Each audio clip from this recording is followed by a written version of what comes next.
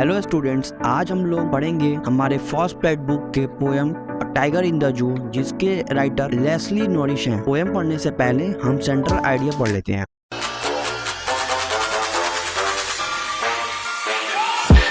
In this poem, A Tiger in the Zoo, the poet tries to depict the poor condition of a caged tiger. इस कविता में poet पिंजरे में बंद tiger के poor condition के बारे में बताने की कोशिश करते हैं। He contrasts and compares the life of a caged tiger with a tiger living in his natural habitat, that is a jungle. Way compare करते हैं पिंजरे में बंद टाइगर के लाइफ और वैसे टाइगर जो नेचुरल हैबिट में रहते हैं, मतलब जो टाइगर जंगल में रहते हैं। थ्रू द पोएम के माध्यम से the poet tries to convey that wild animals should be allowed to live freely in their natural habitat. Poet यह बताने की कोशिश करते हैं कि जंगली जानवरों को उनके घर में स्वतंत्र रूप से रहने की अनुमति दी जानी चाहिए। Freedom is loved by all living beings, not just human beings. Freedom सभी लिविंग बींग्स को प्यारा है, ना कि केवल ह्यूमन बींग्स को। सो बेसिकली यही था हमारा सेंट्रल आइडिया इस पोएम का। नाउ मूव करेंगे पोएम के एक्सप्लेनेशन पे। Stanza 1, he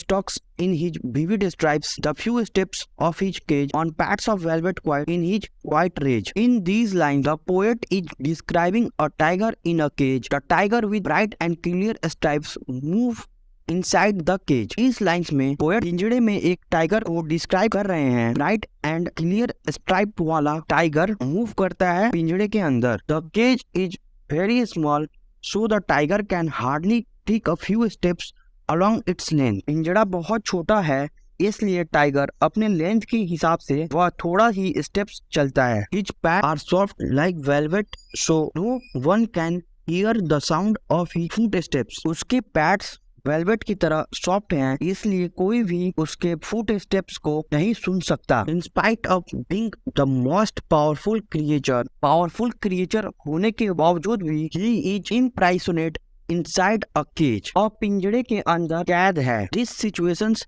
had made the tiger angry but he is keeping quiet as he knows that he is helpless in the situation. यह situation उस टाइगर को गुस्सा दिलाता है, लेकिन वह शांत होता है क्योंकि उसे मालूम होता है वह इस सिचुएशन में हेल्पलेस है। नाउ मूव करेंगे हम हमारे पोएम के सेकंड स्टेंजा पे।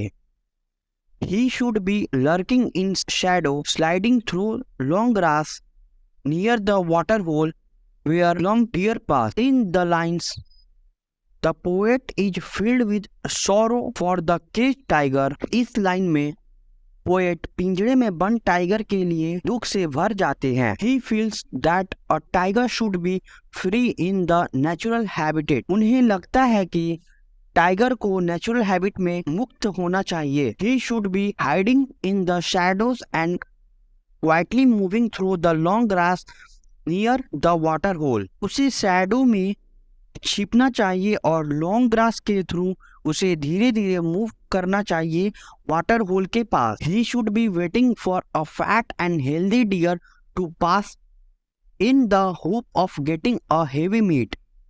उसे हेल्दी डियर का वेट करना चाहिए जिसके लिए वह अपना भोजन उसे मिल सके। मतलब जस्ट इमेजिन एक जंगल में एक टाइगर होता है, वह जो है वहां पे जाकर छिपता है जहाँ पे वाटर होल होता है, जहाँ पे सभी जानवर पानी पीने आते हैं। वह वहां पे जाकर छिप जाता है और वहां पे अपने शिकार का वेट करता है। जैसे ही उसे अपना शिकार दिखता है वह उसे उस पे अटैक करके अपना भोजन से मिल जाता है। सो पोएट जो है हमें यहाँ यही बताने की कोशिश करते हैं। The poet wants to convey that the actual life of a tiger is in a jungle not in a cage. Poet यह बताना चाहते हैं कि टाइगर का एक्चुअल लाइफ जंगल में होता है, पिंजरे में नहीं। नाउ मूव करेंगे पोएम के थर्ड स्टेंजा पे। He should be snarling around houses at the jungle's edge, bearing his wide fangs, his claws, terrorizing the village. In these lines, the poet explains what a tiger in his natural habitat should be doing. इस line में poet बताते हैं कि natural habit में tiger को क्या करना चाहिए। According to him, उनके अनुसार a free tiger should be roaring around the houses located at the jungle's edge. जंगल के किनारे स्थित घरों के चारों ओर फ्री टाइगर को दहाड़ना चाहिए। He should be showing his sharp white teeth and his claws to terrorize the villagers. उसे विलेजर्स को डराने के लिए अपने शार्प व्हाइट टीथ और पंजे दिखाना चाहिए। नाउ मूव करेंगे पोएम के 4th स्टैंजा पे। But he is locked in a concrete cell, his strength behind bars, stalking the length of his cage, ignoring visitors. In these lines, the poet's focus returns back to the angry tiger in the cage. इस line में poet का focus पिंजरे में angry tiger पे वापस लौटता है। The poet explains that unlike the tiger in the jungle, this tiger is not free.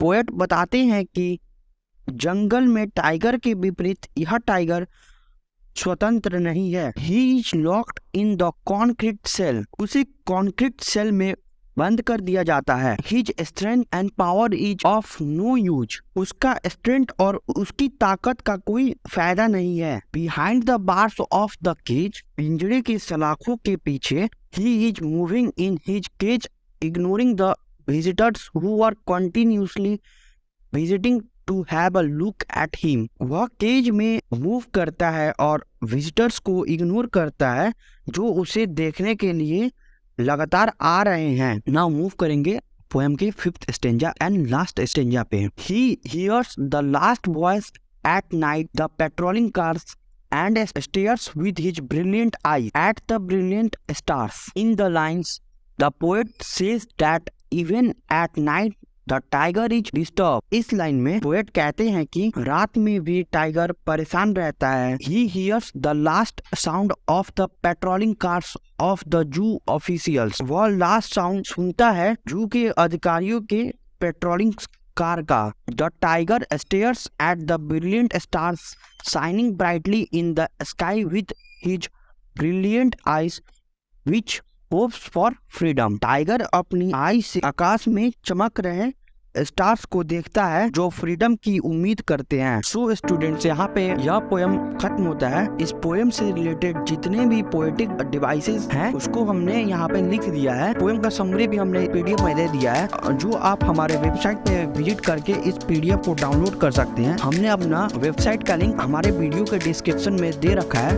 आप वहां से जाकर आप हमारे वेबसाइट पर विजिट कीजिए और इसका PDF डाउनलोड करके आप अपना नोटबुक को पूरा कर सकते हैं। सो स्टूडेंट्स, अगर आपको यह वीडियो अच्छा लगा हो तो इस वीडियो को लाइक करें, साथ ही में चैनल को सब्सक्राइब करें और अपने दोस्तों के साथ इसे शेयर करें। Thanks for watching my videos.